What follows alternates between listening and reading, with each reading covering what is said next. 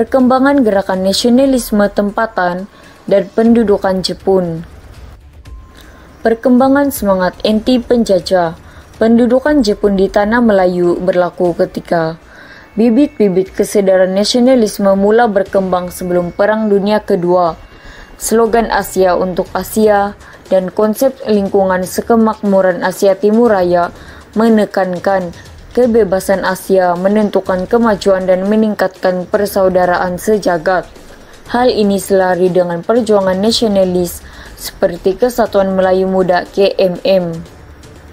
KMM bekerja sama dengan Jepun dan berharap Jepun dapat memberi kemerdekaan. Kejayaan tentara Jepun mengalahkan British menyadarkan orang tempatan bahwa orang Asia mampu mengalahkan orang Eropa yang dianggap sebagai kuasa besar. Perjuangan menuntut kemerdekaan dalam kalangan orang Melayu. Tentara Jepun membebaskan nasionalisme Melayu, yaitu Ali KMM, yang dipenjarakan oleh British membangkitkan semangat nasionalisme. Jepun memberi ruang kepada KMM untuk mendapatkan sokongan masyarakat tempatan. Pada tahun 1942, Jepun membubarkan KMM karena tindakan pemimpinnya menuntut kemerdekaan daripada Jepun. KMM sadar bahwa Jepun tidak akan memberi kemerdekaan, walaupun KMM membantu Jepun dalam peperangan dengan British. KMM menggunakan taktik baru, yaitu anggota KMM dalam organisasi tentara yang ditubuhkan oleh Jepun, Gyugun dan Gyutai, menyertai gerakan bawah tanah menentang Jepun, tetapi pada masa sama bekerja sama dengan pentadbiran Jepun. Gyugun atau pembela tanah air merupakan pasukan sukarela untuk membantu Jepun mempertahankan tanah Melayu yang diketuai oleh Ibrahim Haji Yaakob sebagai Letnan Kolonel. Gyutai merupakan pasukan membantu pertahanan pesisiran pantai dalam menjaga ketentraman awam yang diketuai oleh Onan Haji Siraj sebagai Letnan Kolonel. Pada Jun 1945, Jepun semakin tertekan dengan serangan bersekutu berusaha memenangi hati nasionalis Melayu. Dengan sokongan Jepun, Dr. Burhanuddin Al-Helmi, Ibrahim Haji Yaakob, Onan Haji Siraj, dan bekas pemimpin KMM lain menubuhkan Kesatuan Rakyat Indonesia Semenanjung, yaitu KRIS. Jepun merestui matlamat KRIS, yaitu mencapai kemerdekaan bersama dengan Indonesia melalui semangat Asia untuk Asia. Tetapi perkara tersebut tidak dapat dilaksanakan karena Jepun menyerah kalah pada 15 Agustus 1945 berikutan pengeboman Hiroshima dan Nagasaki. Walaupun gagal merdeka semasa Jepun, perjuangan KRIS diteruskan dengan penubuhan Parti Kebangsaan Melayu Malaya, yaitu PKMM, yaitu parti pertama ditubuhkan selepas zaman pendudukan Jepun. Kesadaran politik di Sarawak dan Sabah. Kesadaran politik di Sarawak. Kegiatan penduduk Sarawak dikawal melalui persatuan yang ditaja oleh Jepun, contohnya Persatuan Cina digabungkan menjadi Kakeo Kokokai. Kakeo Kokokai merupakan persatuan Cina seberang laut anjuran Jepun. Gabungan persatuan Cina yang merangkumi dialek, daerah, dan nama keluarga di bawah satu pertubuhan. Persatuan ini diasaskan di Kuching dan mempunyai cawangan di bandar utama yang didiami orang Cina seperti Cebu. Disebabkan Jepun kekurangan pegawai, orang Melayu dan Iban diberi jawatan dan kuasa lebih tinggi sebagai pegawai daerah yang sebelumnya disandang pegawai British. Pemimpin tempatan yang menjadi pegawai daerah ialah Abang Haji Openg di Kuching, Empinit Adam di Simanggang, dan Satem di Lawas. Hal ini memberi kesadaran dan keyakinan kepada pegawai tempatan untuk menjalankan tugas penting. Contohnya, kesadaran politik melalui pengalaman semasa Jepun menjadikan pribumi Sarawak lebih yakin untuk berkerajaan sendiri selepas Perang Dunia Kedua. Kesadaran politik di Sabah. Pendudukan Jepun memberi kesadaran politik masyarakat di Sabah. Pertubuhan yang ditubuhkan selepas pendudukan Jepun seperti Parti Kebangsaan Melayu Labuan (PKML) oleh Tengku Nordin, Abu Bakar, dan Zakaria Gan berdasarkan idea Harun Aminur Rasyid yaitu nasionalis tanah Melayu. Di bahagian pantai timur Sabah, Parti Kebangsaan Melayu Tawau ditubuhkan. Pengurusinya orang kaya-kaya Abu Bakar.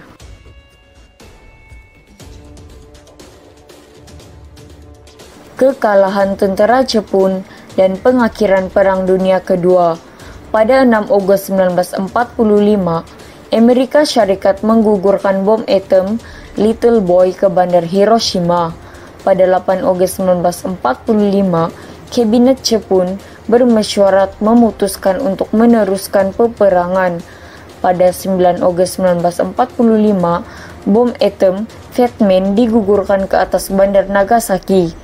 Pada 15 Agustus 1945, Maharaja Hirohito mengumumkan Jepun menyerah kalah. Jepun meminta agar Maharaja terus diiktiraf sebagai pemerintah dan dipersetujui oleh bersekutu. Selepas Jepun menyerah kalah, Lord Louis Mountbatten, yang merupakan pemerintah tertinggi tentara bersekutu di Asia Tenggara, merancang untuk segera mendarat di tanah Melayu. Namun, tidak dibenarkan berbuat demikian sehingga selesai upacara penyerahan rasmi oleh pemerintah tentara Jepun kepada Jenderal Douglas MacArthur, pemerintah tertinggi tentara bersekutu di Pasifik, pada 2 September 1945. Oleh sebab itu, tentara British kembali ke tanah Melayu pada 3 September 1945. Upacara rasmi penyerahan kala tentara Jepun di Sabah, Sarawak, Singapura, dan tanah Melayu. Pada 3 September 1945, pendaratan pertama tentara British di Pulau Pinang 3 minggu selepas Jepun menyerah kalah. Pada 10 September 1945, pemerintah tertinggi tentara Jepun ke-37, Letnan Masao Baba, menyerah kalah di Surrender Point, Labuan. Pada 12 September 1945, Lord Mountbatten, pemerintah tertinggi tentara bersekutu di Asia Tenggara, menandatangani pernyataan menyerah kalah tentara Jepun di Singapura. Pernyataan menyerah kalah tentara Jepun kepada tentara bersekutu yang ditandatangani Letnan Jeneral Seishiro Itagaki, pemerintah tertinggi tentara ekspedisi Jepun wilayah selatan, Lord Mountbatten, yaitu pemerintah tertinggi tentara bersekutu di Asia Tenggara. Pada 13 September 1945, Jenderal Teizo Ishiguro menyerah kalah kepada Letnan O.L. Robert di Kuala Lumpur. Penyerahan kalah Jepun menamatkan tempo pendudukan Jepun di negara kita, yaitu dari 15 Februari 1942 sehingga 12 September 1945. Penguasaan Bintang 3 di Tanah Melayu. Punca penguasaan ini disebabkan oleh kelewatan pendaratan semula tentara British menyebabkan kekosongan kuasa politik. Bintang 3 PKM. Kesempatan ini digunakan oleh Bintang 3 PKM melalui MPAJE mengambil alih Tanah Melayu. Mereka menganggap kekalahan tentara Jepun sebagai lambang keunggulan, kekuatan, dan keberanian mereka menentang Jepun. Tindakan Bintang 3. PKM melalui Bintang 3 menguasai bandar, balai polis, dan pejabat pentadbiran kerajaan tinggalan tentara Jepun. Mereka menjalankan undang-undang sendiri dan menggunakan sebuah mahkamah yang dikendalikan oleh komunis untuk menjatuhkan hukuman mati terhadap sesiapa yang bekerja sama dengan Jepun, terutama orang Melayu. Mereka juga menyiksa dan membunuh anggota polis, askar, pegawai daerah, dan sukarelawan Melayu. Perbuatan ini melampau dan mencabar kesabaran orang Melayu.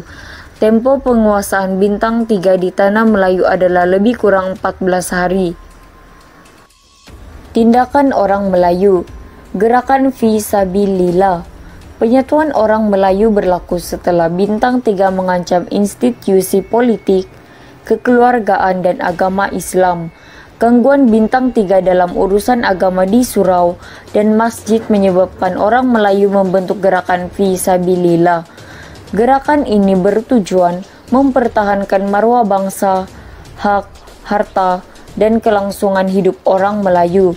Kepimpinan ulama tempatan memberi inspirasi kepada orang Melayu berhadapan dengan kezaliman Bintang 3.